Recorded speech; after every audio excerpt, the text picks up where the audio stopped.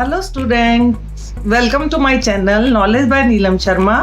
आज इस वीडियो में हम जिस विषय में बात करने जा रहे हैं वो है क्लास 12th का इकोनॉमिक्स, और जिस चैप्टर के बारे में हम डिस्कस करने जा रहे हैं वो है मनी एंड बैंकिंग। ये एक इम्पॉर्टेंट चैप्टर है बेटा। इस चैप्टर को, और जितना इम्पोर्टेंट है उतना आसान भी है, तो इसलिए अगर तुम मेरी वीडियो को ध्यान से देखोगे तो ये चैप्टर तुम्हें पूरी तरह से समझ आएगा। तो एक कि व्हाट इज मनी, मुद्रा क्या है। अगर हम इसको देखें तो मनी का सबको मीनिंग पता है, लेकिन उसकी प्रॉपर डेफिनेशन किसी को नहीं पता। हमें पता है कि मुद्रा क्या काम करती है, मनी क्या काम करती है। तो मनी के बारे में जब हम पढ़ते हैं तो बेटा सबसे पहला क्वेश्चन है कि what is money. Money is that which money does. It means money is a medium of exchange.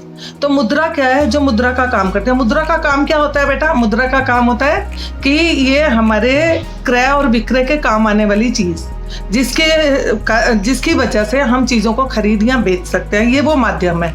और मनी के से पहले क्या सिस्टम था? वो था बेटा बार्टर सिस्टम। बार्टर सिस्टम क्योंकि अब सिलेबस में नहीं है, मनी के फंक्शंस भी कट चुके हैं, तो फिर भी तुम्हें ये पता होना चाहिए what is barter system. Direct exchange of goods in place of goods. अब उसमें क्योंकि बड़ी सारी समस्याएं आती थी बार्टर सिस्टम में, क्योंकि ना हमें चीज़ों की एग्जैक्ट वैल्यू पता थी, ना ही हमें ये पता था कि इसको हम अगर मान लो किसी चीज़ के साथ हम किसी दूसरी चीज़ को एक्सचेंज करना चाहते हैं तो कितनी मात्रा में करें। तो इसलिए आवश्यकता हुई एक ऐसे माध्यम की जिसको सब एक्सेप्ट करे as a medium of exchange. तो फिर क्या हुआ बेटा? मनी का इन्वेंशन हुआ। अब मनी के इन्वेंशन से ये बार्टर सिस्टम की सारी प्रॉब्लम्स दूर हो गई।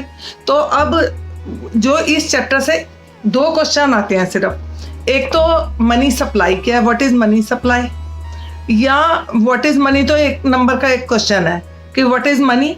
Money is that which money does. Money act as a medium of exchange. तो फिर बेटा एक क्वेश्चन है what is money supply. Money supply क्या है बेटा?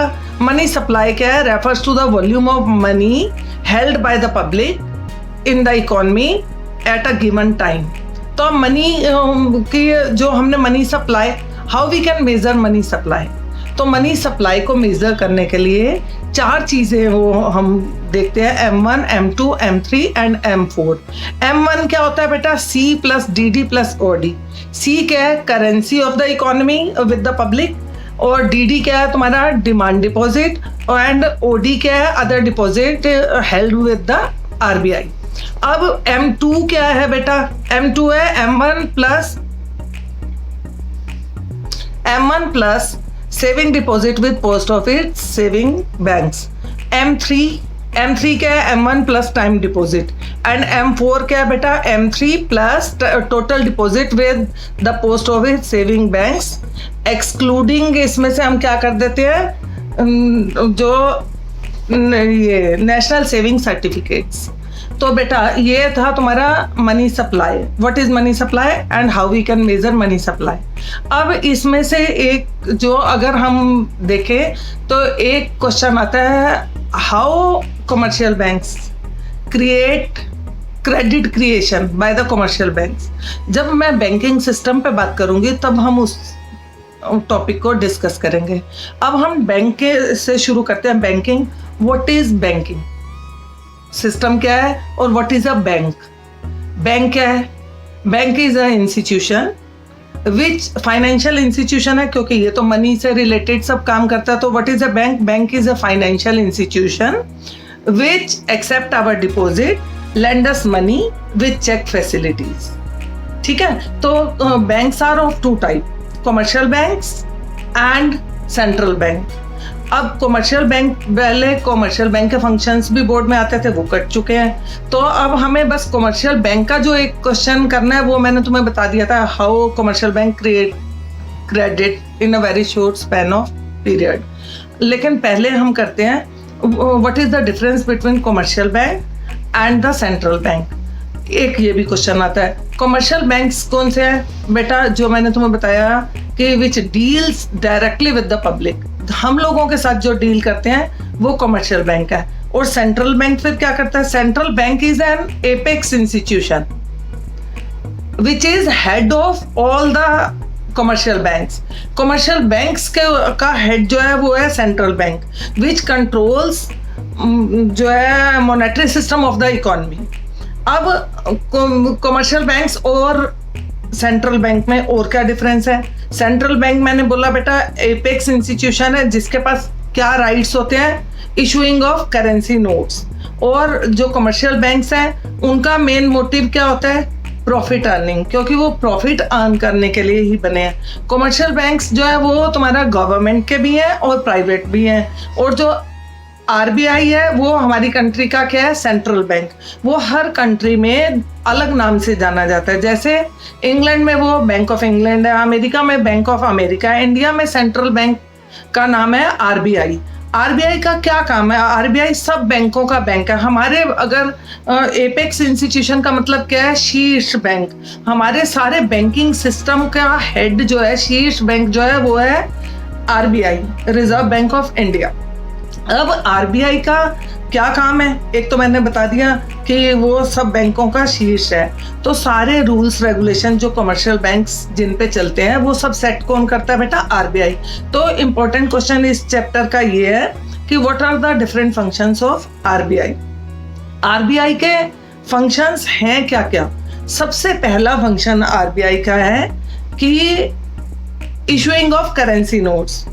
जो रिजर्व बैंक ऑफ इंडिया है उसका मेन फंक्शन ये है कि वो उसके पास सोल अथॉरिटी है किसकी? नोट इशू करने की और कंट्री की करेंसी इशू करने की। लेकिन क्या सारे बैंक ही आरबीआई इशू करता? नहीं। अबव 1 रुपी नोट, जितने भी 2 रुपए से लेकर 2000 रुपए तक के नोट हैं वो सब कौन इशू करता है बेटा? आरबीआई। अब सिर्फ आरबीआई को एक क्वेश्चन है कि आरबीआई को ही क्यों ये सोल अथॉरिटी दी गई है? क्योंकि अगर सारे बैंक ये काम करने लगेंगे तो बेटा फिर कुछ भी काम सिस्टमेटिक तरीके से नहीं होगा। तो इसको इस तरह समझ लो कि अगर कोई कंट्रोलर नहीं होगा, हेड नहीं होगा, तो फिर सारे बैंक अपनी अपनी मर्जी से अपने हिसाब से नोट छापने लगेंगे, तो फिर तो कोई सिस्टम रह ही नहीं जाएगा। तो इसीलिए आरबीआई को क्या दिया गया है कि soul authority of issuing of currency notes. मैंने तुम्हें बताया कि 2 रुपए से लेकर 2000 तक के नोट जो है वो आरबीआई छापता है। अब फिर एक क्वेश्चन ये भी उठता है कि 1 रुपए का नोट और सिक्के कौन छापता है? तो 1 रुपए का नोट और सिक्के छापते हैं बेटा फाइनेंस मिनिस्ट्री। फाइनेंस मिनिस्ट्री के पास अथॉरिटी है कि वो 1 रुपए का नोट और सिक्के वो छापेंगे। और इस बैंक का जो सेंट्रल बैंक का है उसका दूसरा फंक्शन क्या है? वैसे ये नोट छापने के लिए उसी को वो जो दिया गया है वो इसलिए दिया गया है क्योंकि उसके पास क्योंकि सोल अथॉरिटी है, तो वही ये डिसाइड करता है कि किस टाइम कितने नोट छपेंगे और किस तरह वो सर्कुलेशन में आएंगे। तो क्योंकि एक को अगर हमने जिम्मेदारी दे दी तो फिर क्या होगा? पूरे बैंकिंग सिस्टम को, पूरे मॉनेटरी सिस्टम को कंट्रोल करने की पावर भी उसी के पास होगी। अब आरबीआई का दूसरा काम क्या है कि it is the government bank, bank of the government. अब बैंक ऑफ द गवर्नमेंट से क्या अभिप्राय है हमारा? क्या मीनिंग है बैंक ऑफ द गवर्नमेंट? क्योंकि मैंने बोला कि आरबीआई जो है that is the apex institution, और कमर्शियल बैंक्स का मैंने जब उनमें डिफरेंस बताया तो commercial banks they deals with the ordinary people. हम लोगों के साथ कमर्शियल बैंक डील करते हैं। कमर्शियल बैंक हमारे लिए क्या काम करते हैं? हमारी मनी को डिपॉजिट करते हैं, एक्सेप्ट करते हैं और फिर हमें लोन देते हैं जब हमें क्रेडिट की ज़रूरत होती है, और हमें चेक फैसिलिटी देते हैं। अब यही काम गवर्नमेंट के लिए भी तो कोई बैंक करेगा ना बेटा। तो आरबीआई गवर्नमेंट का बैंक है। गवर्नमेंट के सारी लेन देन, सारी डिपॉजिट जो है वो आरबीआई करता है। तो इसीलिए इसको बोलते हैं bank of the government. All the जो banking function on behalf of government that is done by RBI. RBI जो है विदेशों से लेन देन, जो भी फॉरेन करेंसी में पेमेंट, वो सारा काम किसका है बेटा? गवर्नमेंट के बिहाफ पे आरबीआई का। अब तीसरा फंक्शन क्या है? It is the bankers bank. RBI जो है, आरबीआई सिर्फ गवर्नमेंट का बैंक नहीं है, हमारे जितने कमर्शियल बैंक्स हैं उन सब का हेड भी आरबीआई है। आरबीआई ये डिसाइड करता है कि कमर्शियल बैंक अपने क्रेडिट क्रिएशन को क्रेडिट कितना देंगे, कैसे कम करेंगे, ज़्यादा करेंगे, ये सारा कंट्रोल आरबीआई ने रखा हुआ है, क्योंकि आरबीआई कमर्शियल बैंक्स के लिए जितने भी रूल्स रेगुलेशन है वो सेट करने का काम आरबीआई का है। आरबीआई ये डिसाइड करता है कि रेट ऑफ इंटरेस्ट क्या होगा और एक्सपेंशन ऑफ क्रेडिट की ज़रूरत है या नहीं है, या उसको रिड्यूस करने की ज़रूरत है। वो सारे काम किसके हैं? आरबीआई के। आरबीआई इन बैंकों पे कैसे कंट्रोल रखता है? जो जितने भी बेटा कमर्शियल बैंक है, इन सबको अपने किसको वो क्रेडिट दे रहे हैं और कितना दे रहे हैं, वो सब रिपोर्ट उनको किसको देनी पड़ती है? आरबीआई को। और जितना भी बैंकों के पास डिपॉजिट होता है उसका एक हिस्सा उनको आरबीआई